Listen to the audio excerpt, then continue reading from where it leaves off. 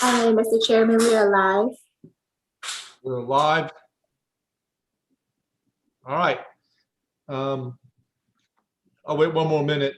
It's 1:01 according to my watch.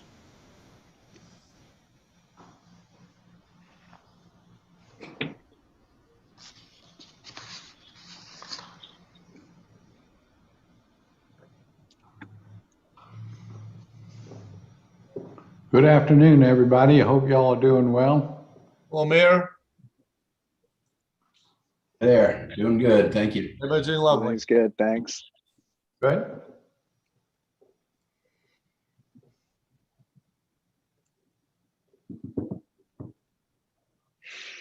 All right, it is 1:02 on Monday afternoon, the 14th of June. Today is Flag Day. Hope everybody has a flag nearby to recognize the adoption of the American flag in its current form. Councilmember Shealy, if I could call on you, please, sir, to either lead us in a moment of silence or an invocation. All right, thank you. Let us pray.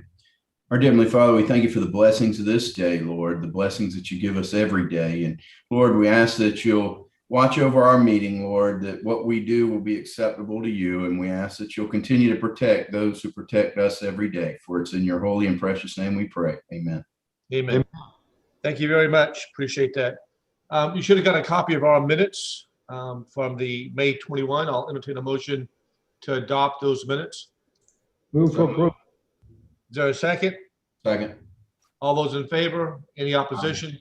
The minutes are approved. Mr. Rumlin, you gave us a little bit of information beforehand. We do not have a copy of the letter from MUSC. We were waiting to get that. So if our next council meeting is not till July 20th, do we have time between now and then to defer this motion, this request? Yeah, like I said, this is a letter of support for a program that MUSC is doing with violence and kids. And so basically our SROs are going to help identify families where violence might be an issue and refer them to MUSC. They'd be working out of that Gadsden Green Community Center that housing has. And we'd like to participate in that program. There's no commitment of any kind of money or resources, just basically that we would participate by referring families to the program. So we can either go through with that now, or we can pull it off of this agenda and put it on next month for after the fact. We just wanted you all to know, what we're doing with that, and that we'd like to participate in that program. Mr. Mayor, I saw your hand up. Mr. Chairman, I think we know enough about this good program, and there's no financial involvement with the city to indicate our support for their program without having to take it to the next meeting. With all due respect, I would move we approve this letter, proposed letter of support for their application. You're right. I think we know enough about it. I just hate to sign off on something I haven't seen. So what is the flavor of the rest of the committee members on this? We can defer Second it. the motion. Second.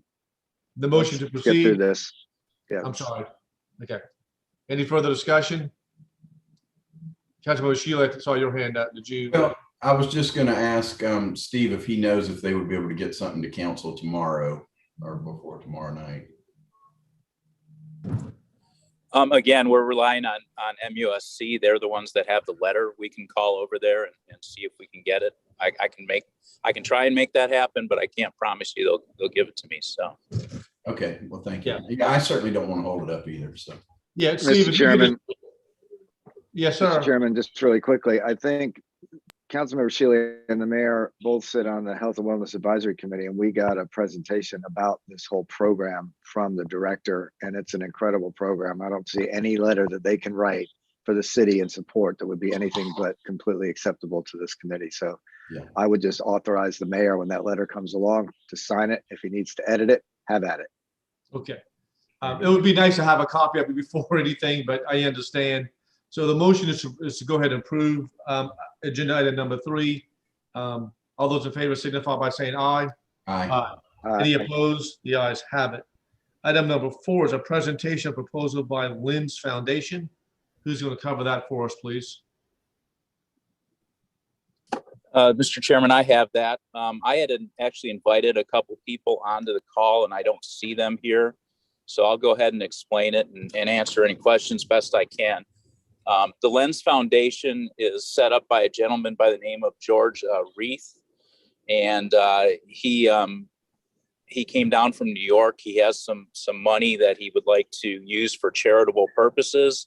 And the idea of the Lens Foundation is that the police department, through being out in the community, would identify community needs, either individuals or organizations that could use charitable donation for whatever sort of need there is. And that the Lens Foundation would then provide that money, and the police department would then, it would be a way of helping the police and community relations, because the police would be identified as the agency that identified the need, and the Lens Foundation would then provide the money for that need. Okay. This is not something we have to vote on, I don't think. This is just for information purposes only. Steve? That's correct. We wanted to let you know, and I just found out that Mr. Jimmy Bailey, who also is involved in the Police Foundation, has been talking with the Lens Foundation. I believe he's going to serve as a board member for them. So there will be some connection between the Lens Foundation and the police fund, for purposes of coordinating those efforts. Thank you. Mr. Mayor, I see your hand up. Yes, sir.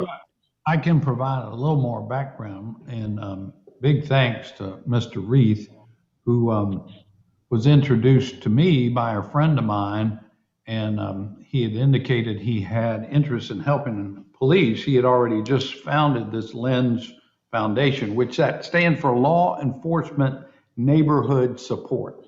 Law Enforcement Neighborhood Support, Lens. And so, as chance would have it, independently, I had asked Jimmy Bailey to help lead an effort to start a new Charleston Police Fund effort. We had one created, I guess, 10 or 15 years ago. And to be honest with you, their board had gone kind of defunct, and they had some money over at the Coastal Community Foundation, but there wasn't anybody actively raising money or doing anything anymore. So Jimmy was all ready to, was taking on that task, and then George came along. So now they've talked. And so I think the decision is that rather than recreate the wheel, since George already had his 501c3 set up and, approved and all like that, that they're just going to merge efforts, and our effort going forward to help our police department with community efforts and other good things that they need that we haven't been able to support through our regular budget, that the Lens Foundation will be that venue or that avenue by which we can support our police department. So I think this is all good, and hats off to both Jimmy and to George and others that have now volunteered to be on this board. And you'll be hearing more from them as the year rolls out. I understand that Mr. Reith has agreed to kind of seed the effort with a $100,000 donation, and that's remarkably generous on his behalf. And so it's all good. And Mayor, who was that gentleman again? It was George Reith, R-E-E-T-H. And can someone give me an example of what we were talking about as to how that money would be spent on what particular kind of program? Or well, we looked at a model that I think the District of Columbia DC Police has pretty well perfected. They do a lot of community outreach. They do mentoring programs where officers become mentors to kids in the community, and just, it might be a basketball program, it might be some extra bicycles for the police department if they need them for our officers and they're not in our budget. It can be very flexible.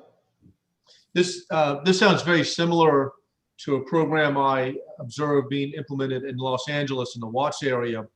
They were talking about something very similar to this. When I think Councilmember Sheila, you were out there with me in Los Angeles. Yes. I don't know if you took that tour with me though on when we went out in the Watts, but this sounds very similar to that kind of nonprofit assisting the police and the community. Anyhow, that sounds like a good program. It doesn't need our approval. It's just, this is for information only purposes, correct? Correct. All right. Okay. Anybody have a question as to item number 4 before we proceed to the 2 other issues on our agenda? Okay. Susan, you're going to take up, or Julia, who's going to take up items 4, 5, and 6? And now, are these just for information purposes and discussion, or are we ready to vote on both of these ordinances? Mr. Mayor? If I may respectfully make a suggestion, I think number 5, since our discussion at City Council last time and amendments there too for your consideration today, would be ready to move along to City Council tomorrow night. However, I believe on number 6, we should engage in discussion of this matter, but wait until we also come back with the proposed changes to our late night ordinance and kind of bring them forward together. Maybe our next meeting, but maybe it'll take 2 more meetings until we're ready to do that. I think that would be a little more comprehensive approach. You could argue we'll just wait for all of it, but I would suggest that we move forward with number 5 since we've already had some pretty good discussion about that one. And this is an amendment to that street ordinance anyhow, so we've had this already pretty much on the books. So Julia, are you going to lead us through this discussion? Yes, sir. For number 5, Susan was going to lead number 6. Okay. Yes, sir, Mr. Seekings, Councilmember Seekings.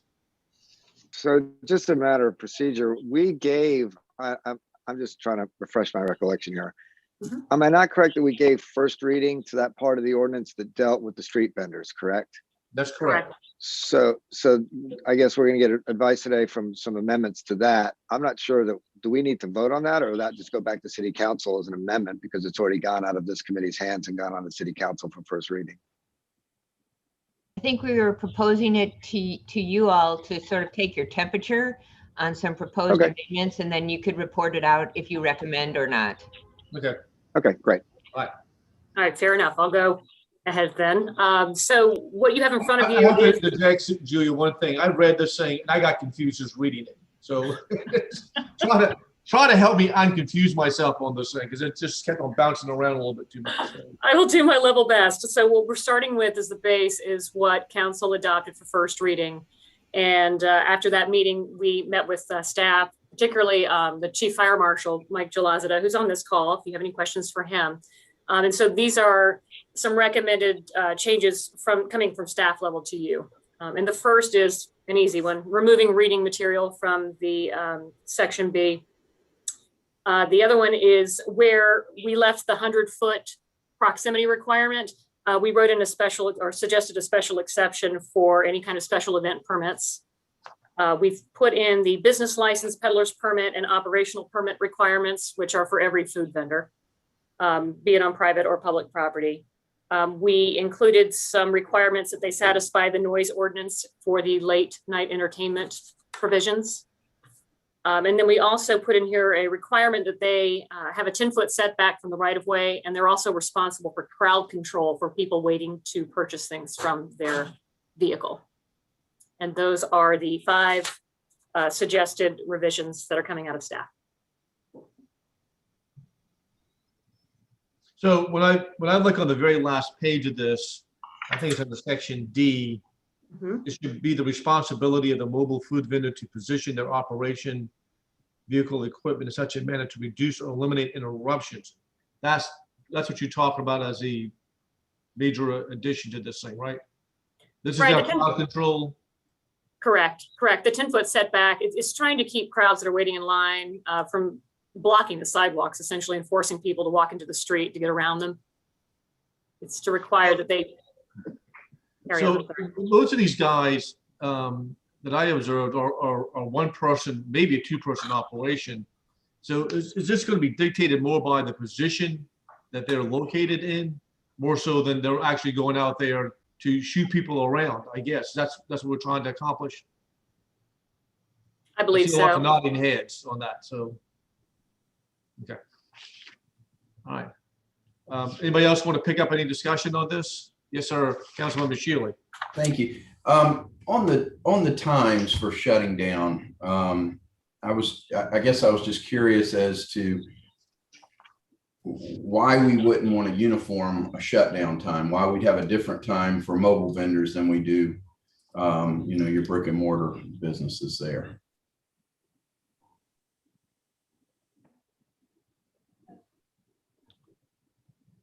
So I think if I can answer that and then might recall everyone else's recollection that we talked about on this, was that the idea was to start closing the activities on King Street in a progressive sense. And so the idea was if they would close down at 1, which is an hour prior to when the bars and restaurants would be closing, they would have time to move their equipment away and basically close up shop. And it would help with the disbursement of the people who would be leaving the bars and the restaurants at 1:30 or 2. That was a proposal, Councilmember Shealy. Maybe either the mayor or somebody from the police department can speak to that directly, but it's my understanding that's why we were looking at the 1 a.m. closure time as opposed to a 2 a.m. closure time. What you're saying is this is a staggered method of clearing the streets. Correct. And also, there's a little bit something different about a mobile vendor. I mean, they literally have to shut down and pick things up, whereas a brick and mortar, they just have to lock the door and they're closed. So there's a little bit of a different sort of physical setup with a mobile vendor. I'm presuming these guys pick up and move out, don't they? They leave the premises completely. They don't hang around overnight. Well, they do now because they stay there all night long, but after we pass this ordinance, they'll be gone. Yeah, I mean, it's another one. In addition to them just shutting down a little bit earlier, they got to hitch their wagon literally and move out. Chief Reynolds, I see that you joined us. Did you want to comment any more about Councilmember Shealy's inquiry? I apologize. I was delayed in another event that I was a part of. I missed that part. So Councilmember Shealy's question was, why are we closing these guys down an hour ahead of the brick and mortar folks? In the discussion Well, we've had one so reason, Mr. Chairman, is we took this up at our last committee meeting. We debated it at some length, and on Councilmember Mitchell's motion, we moved it from 1:30 to 1 o'clock. I mean, that was some input from everybody on this committee, and it all surrounded exactly what Susan has explained to us, was just the whole idea of wrapping activities up so everything ends at about the same time. It certainly takes a lot longer to close up, clean up, and move out the on-street vendors than it does to close the doors of the brick and mortar. And I think that's exactly what the idea was. I would agree with what Councilmember Seekings just described. I think that's the background on how we got here. I don't think there's a perfect solution to this. I think it's a balanced discussion. It's a balanced approach. I think that we are trying to get some of the, I'll just call it low-hanging fruit, and some of the things that are going to have the biggest impact positive on mitigating some of the challenges that we've had and having the least amount of negative impact on businesses and others. And I think this was kind of the balance that we found through discussion, through our process, and through the law, frankly, that I know Susan did a lot of research on. And there's what we need to do is de-escalate or kind of slow things down at a certain time. And I think that's where we came up with this time and kind of a stepping process almost, if you will. And this is kind of that balance that we had talked about. Councilmember Shealy, does that help Yes, sir. answer the question? Okay. Yes, sir. Thank you. So from a procedural standpoint, as Councilmember Seekings pointed out, we could vote to recommend this proceed, but we don't necessarily have to have this committee's approval. It's just going to go for second reading tomorrow. Is that correct? Correct. Councilmember Seekings, you have any further questions or input on this? And are you ready for it to go forward? I am ready. Thank you for All right. putting all this together. We could take a formal vote if y'all wish, or we can just express ourselves. I'm certainly in favor of it going forward on Tuesday before full council with these changes on it. Mr. Chairman, I would move we recommend the amended version to City Council for its approval tomorrow night.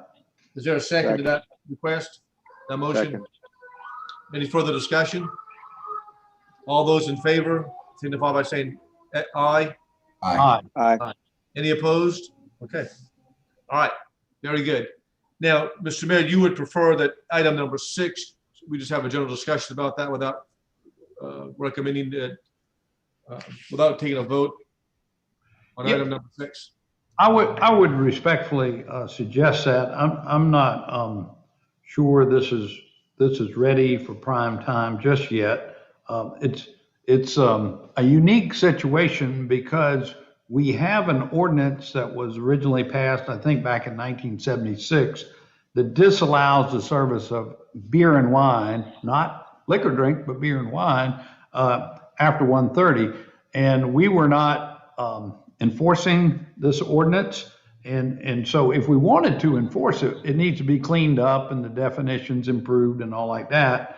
But as you know, we had a meeting with certain restaurant owners just recently, and we advised them that we were going to clean up these ordinances, but we also mentioned the late night ordinance as well, which we have not really dug into yet. So I kind of think we ought to get input on both of these and bring them back together because they impact our brick and mortar restaurants and establishments, not just on Upper King Street, but I think the way it's written, it would apply citywide. Isn't that correct, Julia? Yes, sir. No. So will this require 3 readings as well? Yes. Yes. So that would bring us until August before if we decided to approve this. Yes, sir, Councilmember Seekings. Well, I didn't mean to interrupt you, Mr. Chairman. If you have more to say, I'd just like to point out a couple things. When I first saw this ordinance, I read it differently than I do now. The ordinance that's on the books, for those of you who want to look at it, is 3-16. I believe, and we could go back and ask, but back in 1975, this ordinance was adopted and it was aimed at convenience stores, not at bars. Because if you go and look at it, it does say that you cannot sell beer and wine after 1:30, but there's an exemption for anybody who's licensed essentially as a bar in the state under the state law. Back then, they only sold mini bottles. So it's really an ordinance that was aimed at stopping beer and wine carrying out of stores at 1:30 in the morning. But if you sold pursuant to what we would call today our late night or cabaret ordinance, that state statute would have exempted you and you could still sell beer and wine till the hours that were allowable for liquor. So if we're going to take up this whole conversation about hours in operation, I think, Mayor, after following the meeting that we had last week, there was a lot of stomach in that group for them coming up with their own sort of set of suggested guidelines and applying them and adhering to them. And I would respectfully request that we go through that process.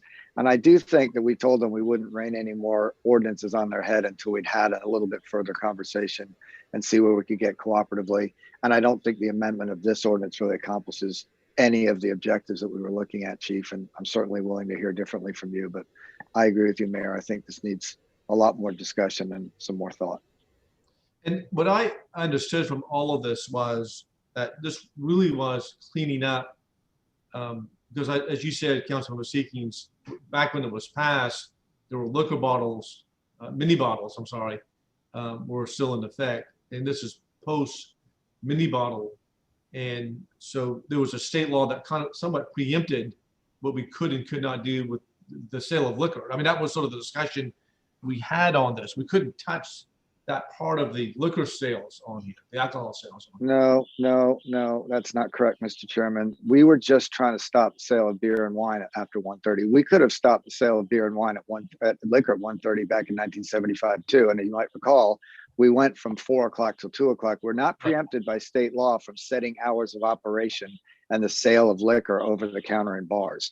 This ordinance was adopted by the city and looked back to state law and allowed for the continued sale of wine and beer in bars that were also licensed to sell alcohol. Back then, the only way you could do it was through mini bottles. So if you go back and look at this state statute, you would just substitute liquor for mini bottles. It's the same thing. But we are not preempted, and I'll stand corrected if Susan tells me differently. We're not preempted from setting hours. We can do that. We just didn't do that with this ordinance, and it was not aimed at bars. It was aimed at stores. Yeah, at that meeting, I thought Susan had mentioned something about there was liquor we could not regulate, but I'm glad to be we corrected can. on this. Since, Yeah, go ahead, Susan, clarify this for us.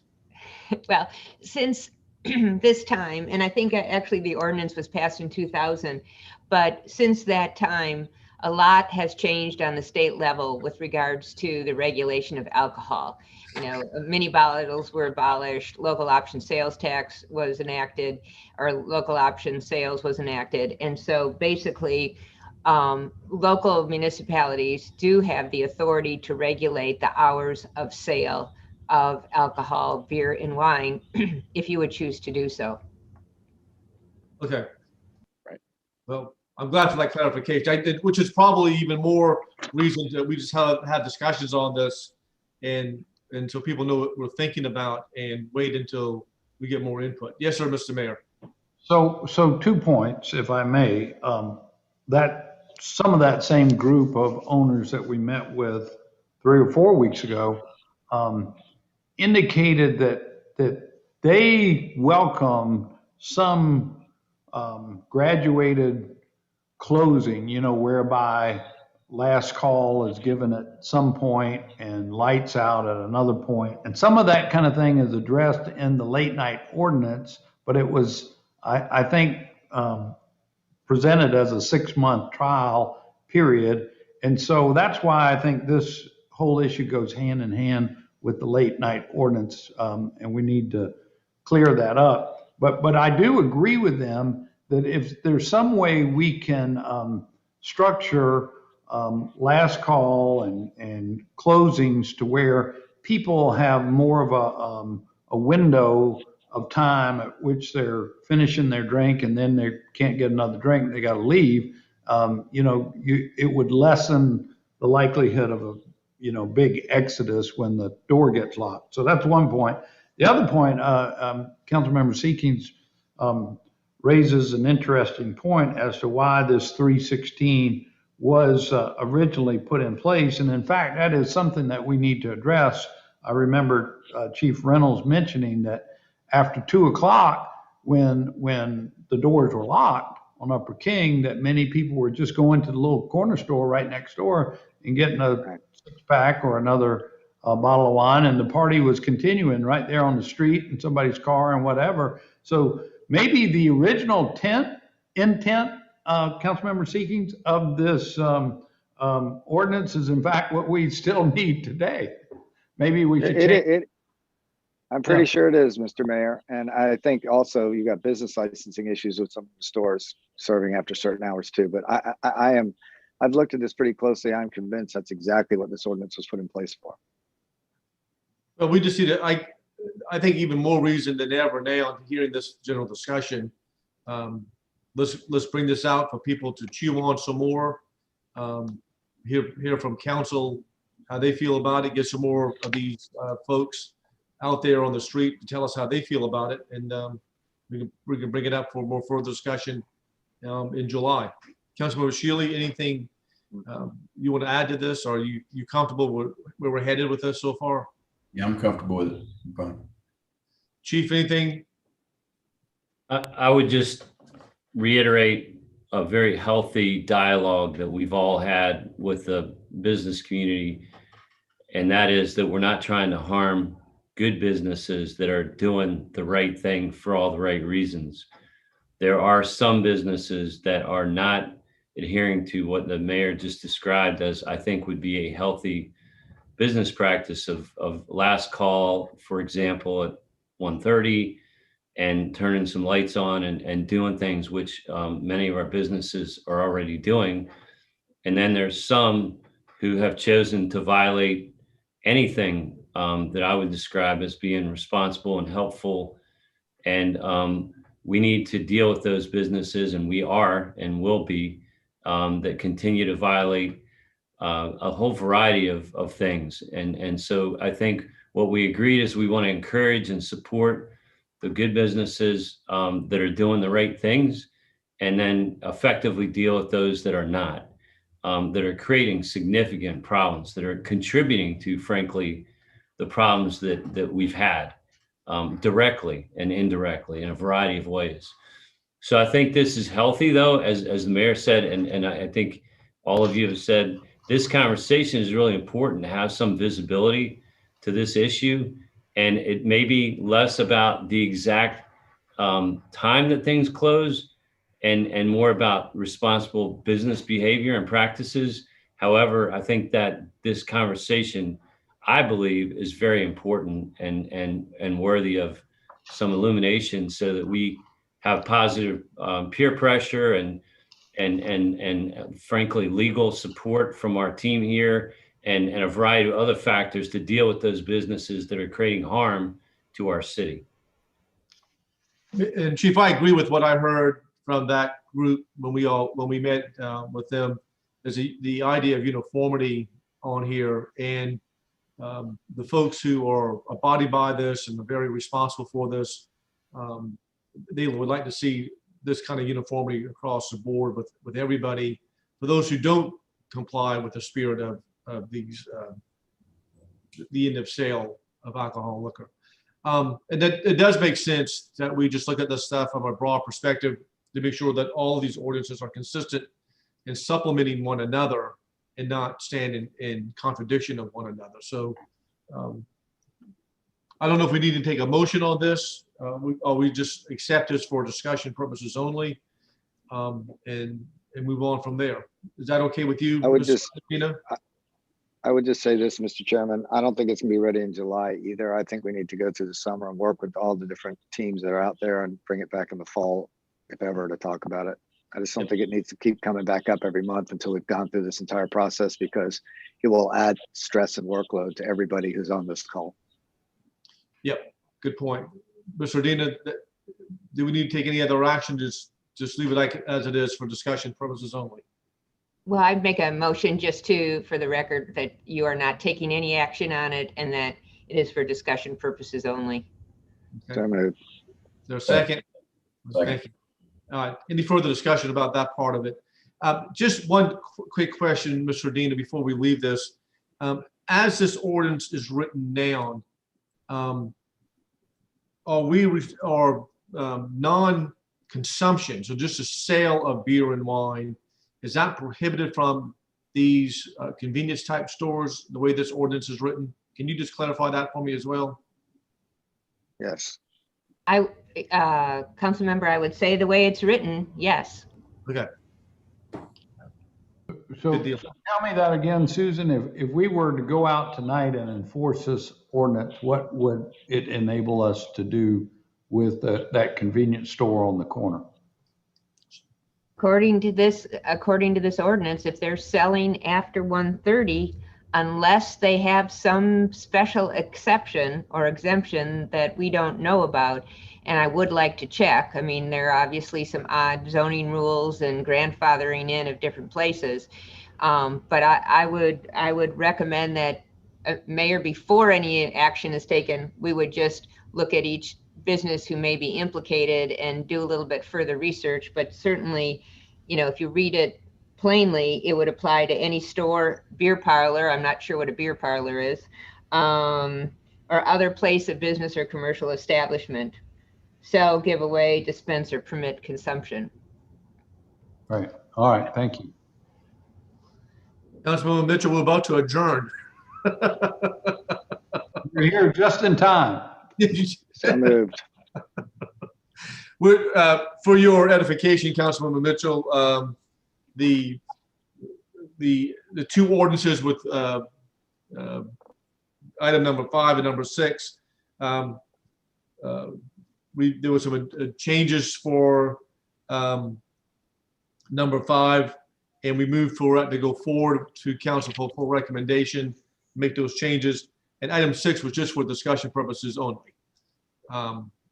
So this will let you know where we stand with all that stuff. Okay? And you're muted, so we can't hear a word you're saying. You're still muted. I'm trying to get it. Yeah, I was working with LeGrand. She's graduating this year, so I'm running, and I was very late trying to That's help all her right. get some things together.